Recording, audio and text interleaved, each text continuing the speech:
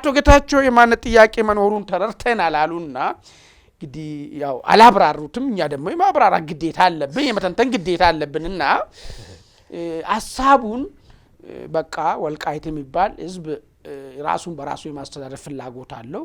ስለዚህ ይሄ ህዝብ ትግራይ ማዕቀፍ ውስጥ ገብቶ ራሱን በራሱ ማስተዳደር አለበት። የነጌታቸው ረዳ ቡድን እንግዲህ ሪቫይዝ ሲያደርግ ወልቃይት የማንነት ጥያቄን ተቀብለናል፣ ነገር ግን በምን መልኩ ይስተናገዳል የሚለው ነገር ነው። አሁን ሰይጣኑ የሚመጣው ዝርዝር ውስጥ ነው እንደሚባለው እንደ በደፈናው በቃ የወልቃይትን ጉዳይ የማንነት ጥያቄ ነው የሚለው ነገር ተቀበልን ማለት ችግሩ ይፈታል ማለት አይደለም። አሁን አቶ ጌታቸው እዚህ ስለመጡ ምንድነው ገመቺ ስለተሰጣቸው የገመቺስ የሚባል መኪና ቃላ ምን ይመስለው እንደሚለው ባለስልጣኖች ፈልሰስ ብሉበት መኪና ማለት እሱ ስለተሰጣቸው ምናምን አይን ነገር ምናምን ነው ብሎ ማሰቡ ይከብዳል። አሁን የአቶ ጌታቸው ረዳ አረዳ ስትመለከተው በጣም ስልታዊ ይመስላል። ሙሉ ለሙሉ ወልቃይት በቃ የአማራ ክልል ነው፣ የትግራይ ክልል አይደለም፣ የትግራይ ክልል አካል አይደለም ብለው ይሄን በይፋ በአደባባይ መናገር ለፖለቲካቸው ሱሳይድ የሚሆነው አስታማው ነው። ገብቷል። አሁን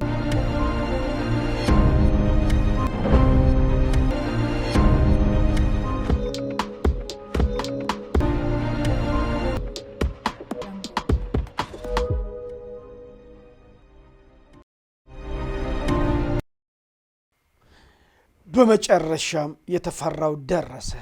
አቶ ጌታቸው ረዳ የወልቃይት ማንነት ጥያቄ ተቀብያለሁ ሲሉ በይፋ ተናገሩ። ኢራን ወደ ጅቡቲ ልትተኩስ ትችላለች የሚል ስጋት ይዘዋል።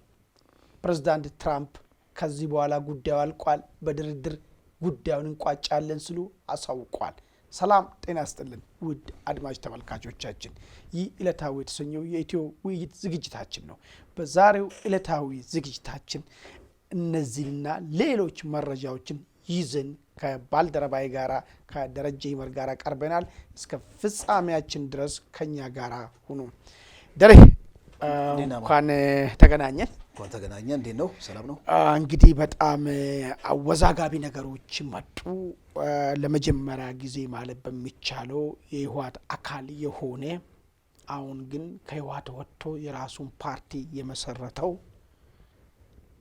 አቶ ጌታቸው ረዳ ቡድን የወልቃይት የማንነት ጥያቄን ተቀብለናል ጥያቄውን የሚል ነገር አንስቷል። ይሄ እንግዲህ ብዙ ውዝግብ እያስነሳ ነው ያለው።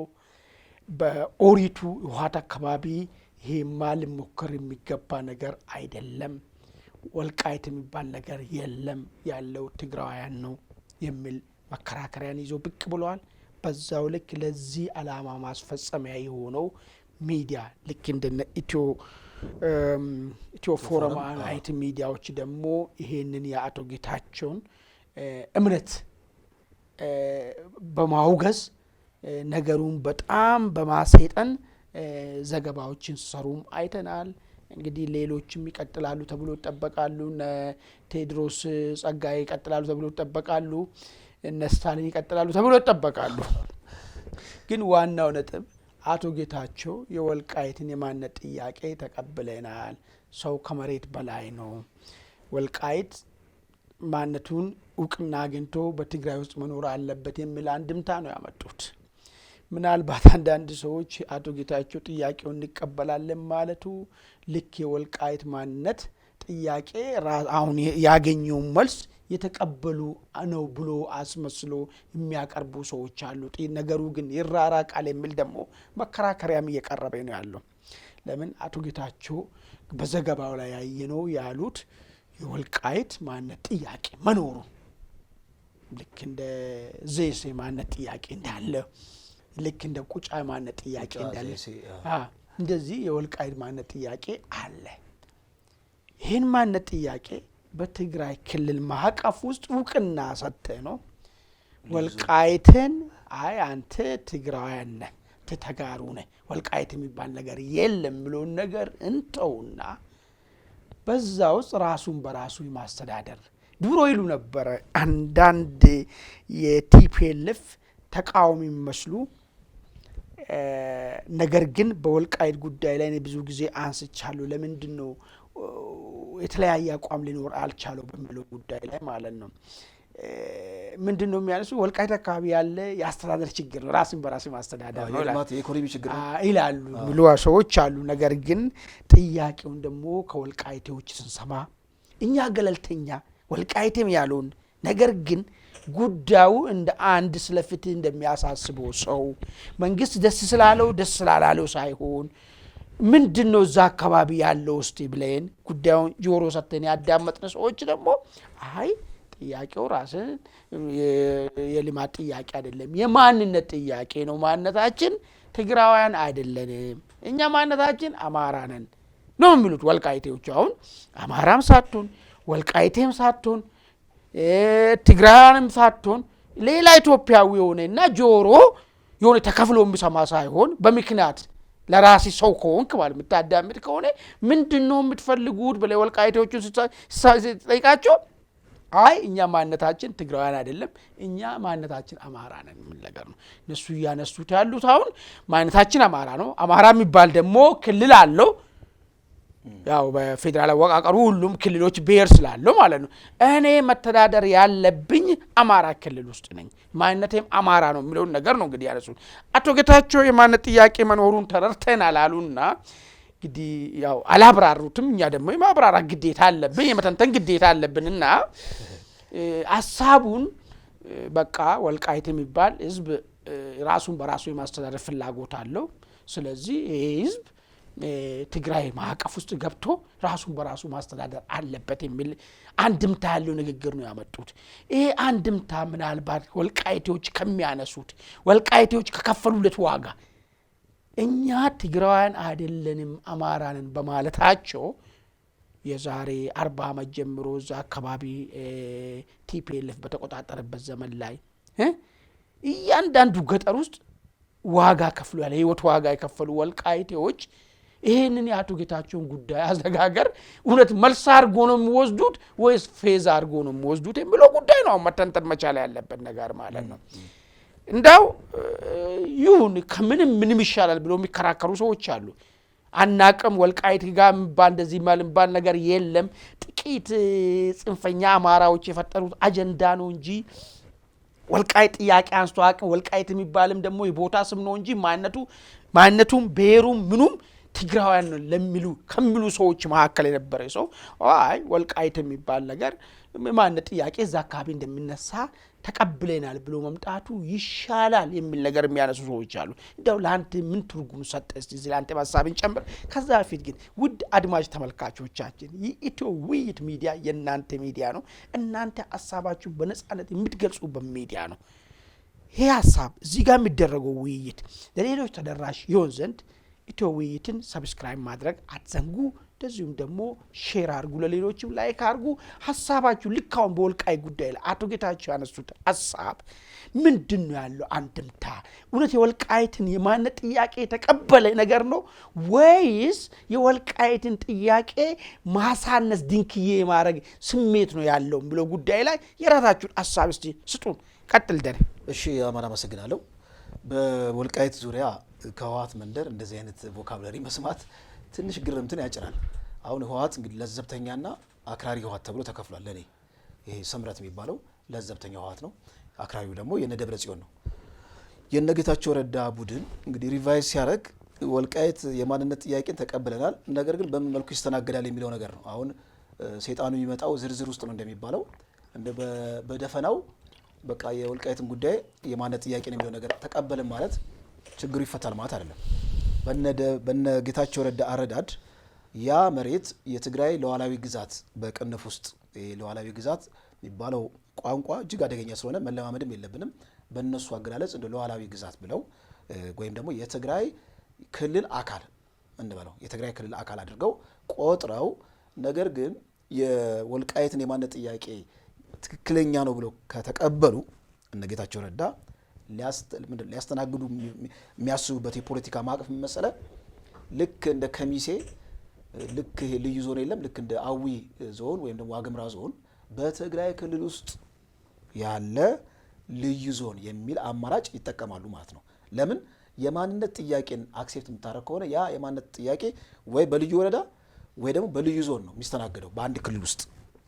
የማንነት ልዩነት የለም፣ የማንነት ጥያቄ አይመለስም ከተባለ ኦልሬዲ የዛ ክልል አካል ነው ብለህ አትቆጥረውም። ጀስት ከሌላ አካባቢ የመጣ ነው ብለህ የምትቆጥረው እና በኢትዮጵያ የፌዴራል ስርዓት አወቃቀር ውስጥ ስትመለከት የማንነት ጥያቄ እውቅና ካገኘ ያ የማንነት ጥያቄ ልክ ቀቤና ልዩ ወረዳ ጉራጌ ውስጥ እንዲሁም ደግሞ የዘይሴዎች የሚጠይቁት የማንነት ጥያቄ አለን ብለው በጋሞ ጎፋ ውስጥ ልዩ ወረዳ ክሌም የሚያደርጉበትን አካሄድ እናያለን። በመሆኑ የማንነት ጥያቄ አንድ እውቅና ካገኘ በዛ ክልል ማዕቀፍ ውስጥ ወይ በልዩ ዞን ወይ በልዩ ወረዳ ነው ሊስተናገድ የሚችለው።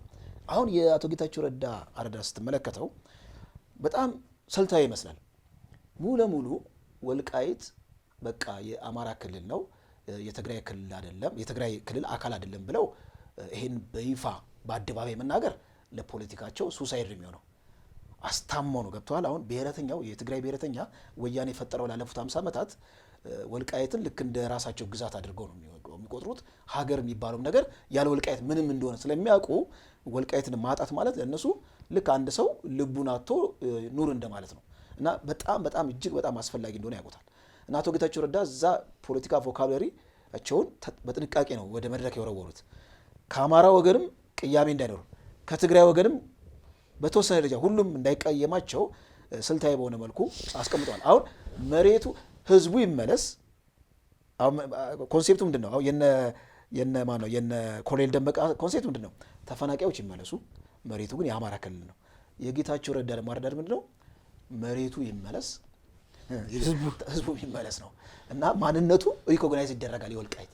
ይሄ ማለት ምን ማለት ነው? ወይ ልዩ ዞን ወይ ልዩ ወረዳ ልናደርገው እንችላለን የሚል ሌላ ውስብስብ የፖለቲካ አረዳድ ነው። ዞሮ ግን ለምንድን ነው እዚህ ደረጃ የተደረሰው የምትለው ሀሳብ አለ መሰለኝ። አይ እንዳው እንመጣበታለን። እሱን ያዝና አቶ ጌታቸው አሁን ያመጡት ነገር የያዙት ነገር ማለት ነው እንዳው ከዛ እንዳው ከሚባል እኔ አሁን የተረዳውን ነገር ምን እንደው ታውቃለህ፣ ልሙጥ ከሆነ ነገር አይ ወልቃይት የሚባል ነገር የለም አይን እያየ ማለት ነው ቢኖር ራሱ እናጠፋዋለን ከምድረ ገጽ ከሚል ነው እንጂ የተሻሻለ ነገር የሚሆነው የወልቃይቴዎችን እጣፋንታ መወሰን ያለበት ወልቃይቴ ነው አይደል? ትክክል።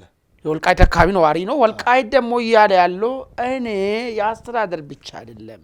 በዛኛው ዘመን ከሽሬ መጥቶ አስተዳድሮናል፣ ችግር የለውም። በዛኛው ዘመን ያለ ማንነታችን ሌላ ማንነት ተጭኖብናል። በዛኛው ዘመን እኛ ከባህላችን ውጪ ሌላ ባህል እንድንይዝ ተደርገናል። ነገር ግን እያለ ያለው አሁን የራሳችንን ባህል አለን፣ መሬት ደግሞ ብሔር ስላላት እንግዲህ አሁን ፌዴራሊዝሙ ጋር ነው የሚመጣው ጉዳይ አደገኛው ነገር ማለት ነው። አሁን እኔ አሁን ቆሻሻ ነገር ይሄ ነገር መብቴ ካላገኘ ኢትዮጵያ ውስጥ በጣም ብዙ ውስብስብ ችግር እንደሚቀጥል የሚታየኝ ነገር ማለት አሁን አንዳንድ ሰዎች ዝም ብሎ አብሮ ድቤ ይመታል። የዚህ ሀገር ፕሮብሌም ምንድነው ብለህ ስታነሳ መሬት ብሔር አለው አይደል? መሬት ብሔር አለው። አዎ ወልቃይት አማራ ነው ካልክ ወልቃይት አማራ ነው ካልኩ መሬቱ አማራ ነው ማለት ነው ያልከው። ስለዚህ ወስደኝ እዛ ውስጥ ወስደኝ ልዩ ዞን አታርገኝም እኮ ነው አይ አይደል? ወደዛ ነው የሚሄደው ነገር ማለት ነው። አሁን ነጥቡ ላይ ምንድነው መሬቱም አለው ብሔር ነው፣ እሱንም ጭምር ነው የምናወራው ነገር ነው።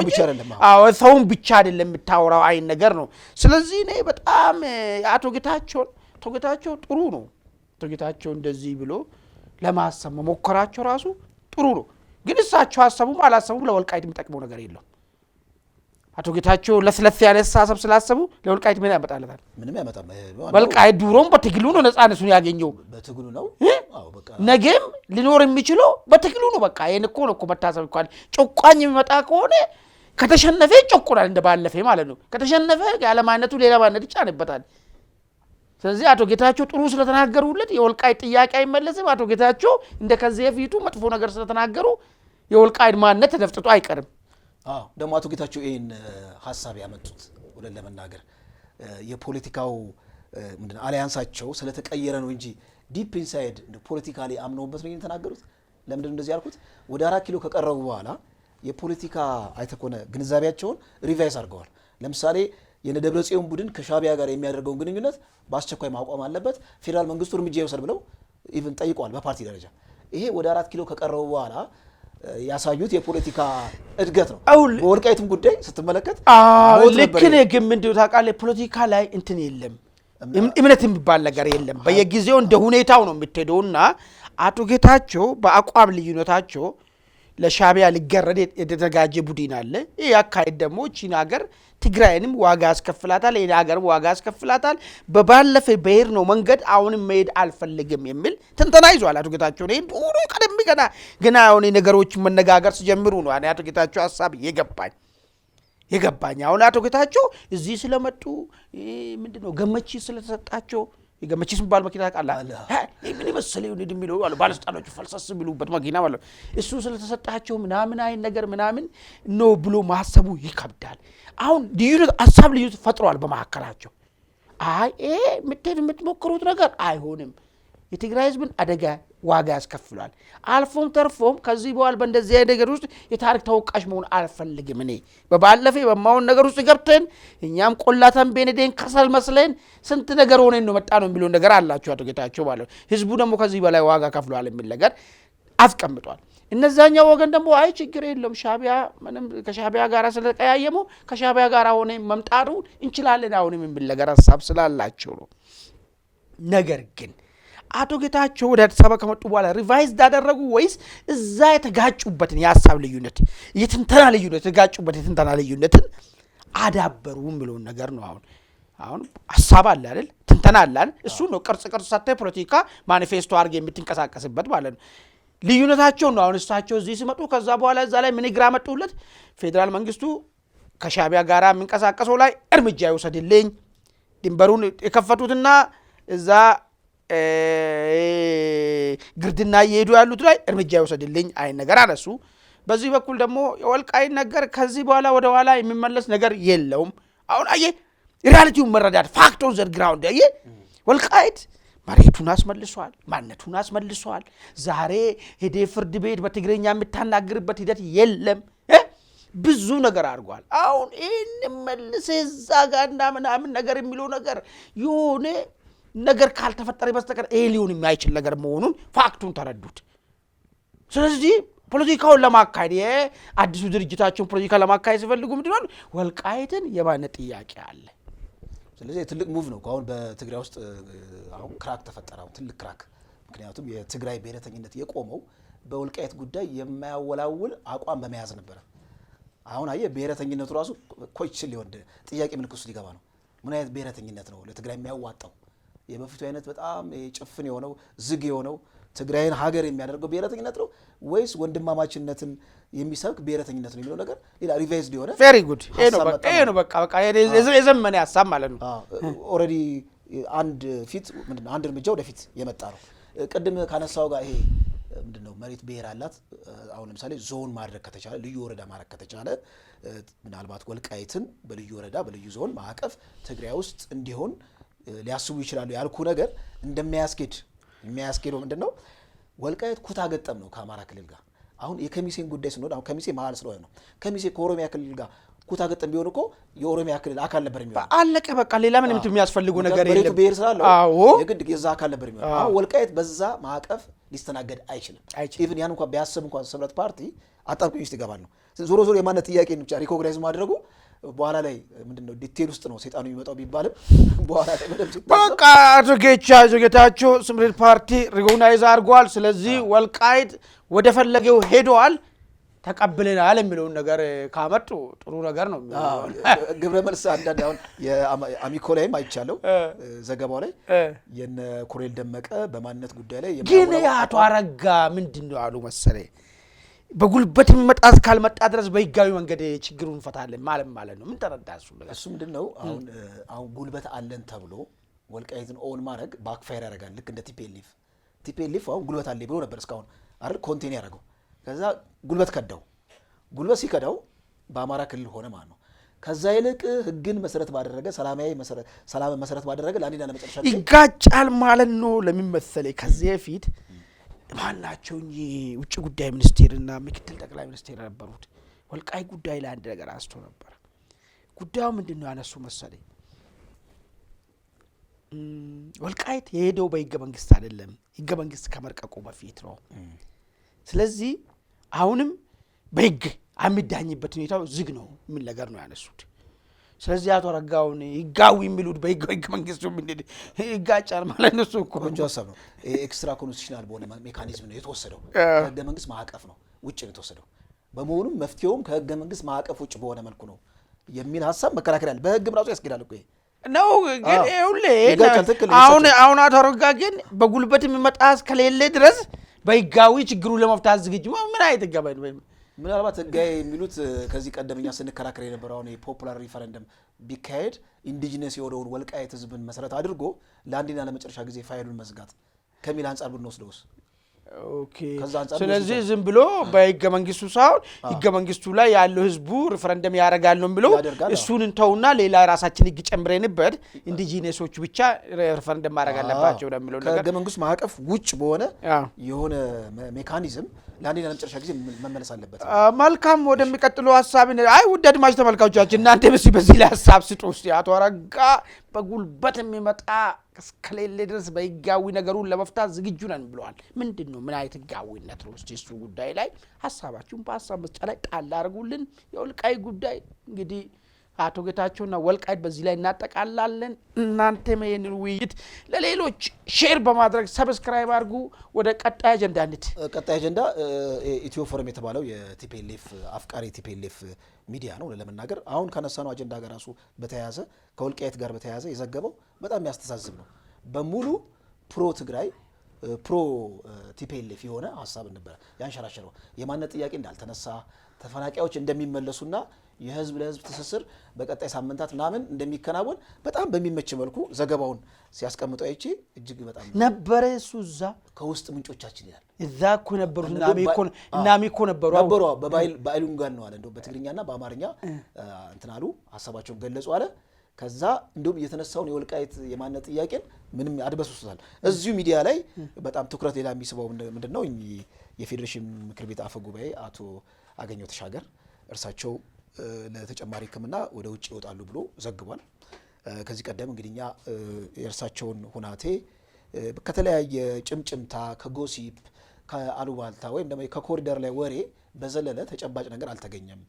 ይሄ ከኢንሲደንት ምንድነው ጎርጎራው ኢንሲደንት ባሻገር እርሳቸው ሊታዩ አልቻሉም በአደባባይ። ስለዚህ ለብዙ ስፔኩሌሽን ለብዙ መላምት ተጋላጭ ሆኗል። ነበሩ አሉ እንዴ ሄሊኮፕተር ውስጥ እንግዲህ አሁን ምንድነው ታውቃለህ ኢትዮጵያ ፖለቲካል ኮንስፓይረሲ ለሴራ ፖለቲካ ትንሽዬ ነገር ካገኘ በደንብ አስፈታ የፈለገውን ትንታኔ ሊሰጥ ይችላል።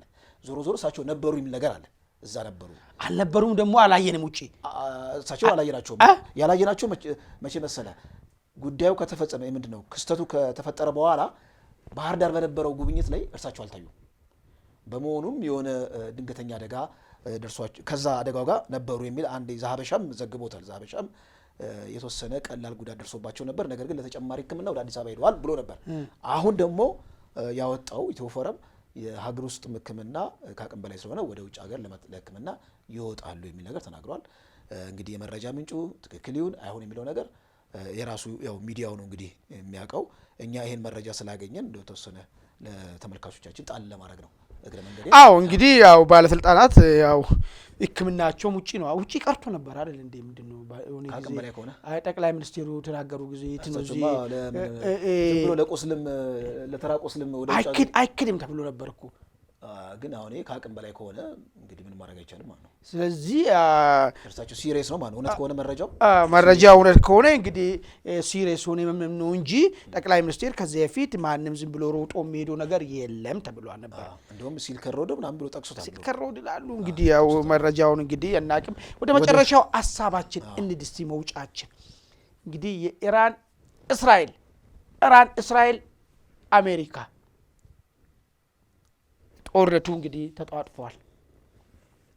አሜሪካ ጉዳይ ውስጥ ገብታ ኢራን ላይ ጉዳት ካደረሰች በኋላ ኢራን ሁለት ማስጠንቀቂያዎችን ሰጥታ ነበር። እንግዲህ ከትላንት በፊት አንደኛ የሆርሙዝ የሚባለውን ሰርጥን ይዘጋለው የሚል ነገር ነው። ብዙ የዓለም ገበያ እንቅስቃሴ የሚካሄድበት ባህር ነው። እሱን ይዘጋለው። እሱ መዘጋት ደግሞ በጣም ለብዙ ሀገራት አደጋ እንደሚሆን ነገር ነው የሚታወቀው። ሁለተኛ እንደ አማራጭ ያስቀመጠችው ግን አሜሪካን የትኛውን ቦታ ላይ መታታለው ነው። የግድ አሜሪካ ላይ ብቻ አይደለም ተኩሶ ባገኘው ወታደራዊ ቤዝ አሜሪካ ወታደራዊ ቤዝ ያለበት ቦታ ላይ ሁሉ ጥቃቴን አሳርፋለሁ ብላ ነበር። እንደዛ ትቻ አልቀረችም። ኢራን ኩዌት ላይ ያለውን የአሜሪካ ኳታር ላይ ያለውን የአሜሪካ ወታደራዊ ቤዝን አጠቃች። እንግዲህ የኳታር ላይ መጠቃቱ አይደለም አሁን ፖይንቱ። ጅቡቲ ላይ የአሜሪካ ቤዝ አለ። ጅቡቲ ላይ ብትሰነዝር እኛ እንደ ቺፖ ባላታችን ነው ያለ ሴልፍ እናያለን ማለት እኮ እናያለን ማለት ነው። ማየቱ አይደለም ማየቱ ሊያዝናና ይችላል እንደ ርችት ማለት ነው። ነገር ግን እኛ ጅቡቲ 95% ወደ ውጭ የሚልከው ወደ አገር ውስጥ የምናስገባው እንቅስቃሴያችን ጉሮሯችን ጅቡቲ ላይ ነው ያለው።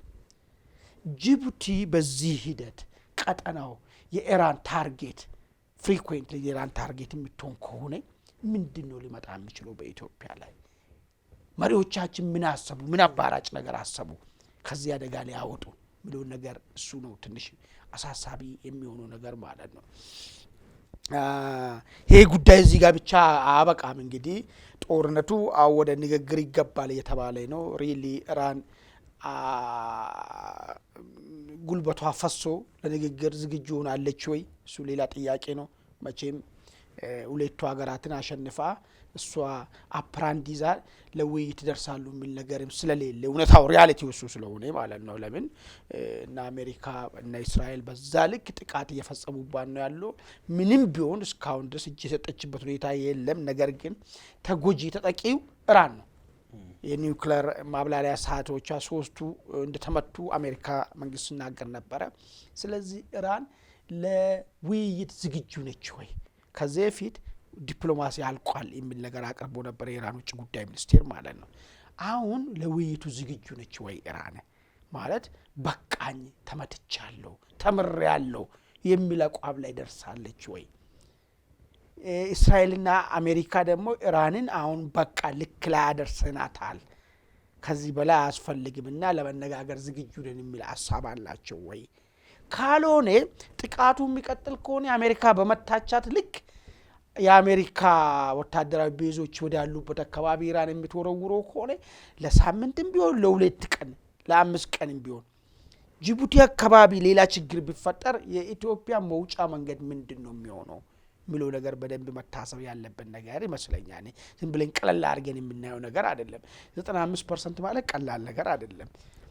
ምናልባት ለ2 ቀን ወደዛም ወደዚህ የሚመጣው ነገር ቢቆም ምንድነው ሊፈጠር የሚችለው የሚለው ነገርም መገመት አስፈላጊ ስለሆነ እዚህ ላይ እስቲ ራስን ሀሳብ ጨምርበትና ዶናልድ ትራምፕ እንግዲህ ከኳታር ላይ ከደረሰው ጥቃት ማግስት በጥፊ ተመቱም ያህል እንደው አልተሰማቸው። እንደውም እግዚአብሔር ይስጣት ኢራን የማስጠንቀቂያ ደውል አይነት ነገር የደወለችው እንጂ ብዙም የከፋ ነገር አልተከሰተም። ካሁን በኋላ ለድርድር ዝግጁ ነን፣ ምንድነው የምላሽ ጥቃት አንከፍትም ብለዋል። ያ ማለት የቤት ስራቸውን ጨርሰዋል ነው። ብዙ ጊዜ በጣም ትልልቅ መሳሪያዎች የሚተኮሱት ከዚህ ከሰርጓጅ መርከቦች ነው ይባላል። ሰርጓጅ መርከቦች በጣም ትልልቅ የሚሸከሙ እንትኖችን ይተኩሳሉና አሜሪካንም ያንን ጥቃት መክፈት የቻለችው ከሰርጓጅ መርከቦች የወጡ ናቸው የሚል ነገር ነው። አሁን አንተ ያነሳው አሁን ኢራን ወደ ቀይ ባህር መስመር ታደርገዋለች። አሁን ምንድነው የምታደርገው? በማንኛውም የአሜሪካ ቤዝ ያለበት አካባቢ ጥቃት ከፍታለሁ ብላለች። የሀውቲው መሪ በአደባባይ ወጥቶ በቃ የቀይ ባህር መስመርን አውከዋለሁ ብሏል። በአደባባይ ተናግሯል። መታወቁ የማይቀር ነው። በሰላማዊ መንገድ በሰላማዊ ማዕቀፍ አሁን እነ ኢራንና እነ ራሽያ የጀመሩት የማግባባት ጉዳይ አለ። ምክንያቱም ቀላል ሀገር አይደለችም ኢራን። ዝም ብላ እንደ ማንኛውም ትንሽዬ እንደ የመን እንደ ሊቢያ አይደለችም። አግባብተህ ወደ ሰላም ማዕቀፍ ካላመጣ ኢራንን አፈራረሳለሁ ካልክ ዳፋው እኛ ጋር የሚተርፈው። እኛም እንግዲህ ላንድ ሎክድ ሀገር ነን። ጅቡቲ አካባቢ አንድ ኮሽታ በተፈጠረ ቁጥር እዚህ ኢትዮጵያ ውስጥ የሚፈጠረውን ትርምስ ታየዋለህ። በጣም በጣም በጣም ሴንሲቲቭ ነው ጉዳዩ ማለት ነው። ከሁሉም በላይ እንደውም እንደዚህ ላንድ ሎክድ የሆኑ ሀገሮች እጅግ በጣም አክቹዋሊ ላንድ ሎክድ ባትሆንም ሲ አክሰስ ቢኖርህም ማለት ነው ያ ሩቱ አደጋ ከተረበሸ አሁን ሩቱን ነው እናጠቋለን እያሉ ያሉት ማለት ነው። እና ብዙ ሪስክ ያለው ነገር አለ። እንግዲህ በሰላማዊ ማዕቀፍ ጉዳዮች ይፈታሉ ብለን እንጠብቃለን። አጭር ምልከታዬ ነው።